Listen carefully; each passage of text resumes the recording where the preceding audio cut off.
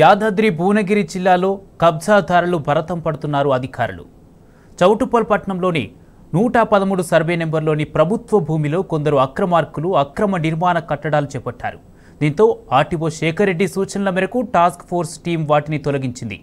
Municipal సిబ్బంది అధికారులతో పాటు రెవెన్యూ, పోలీస్ శాఖల సిబ్బంది తొలగింపు ప్రక్రియలో పాల్గొన్నారు.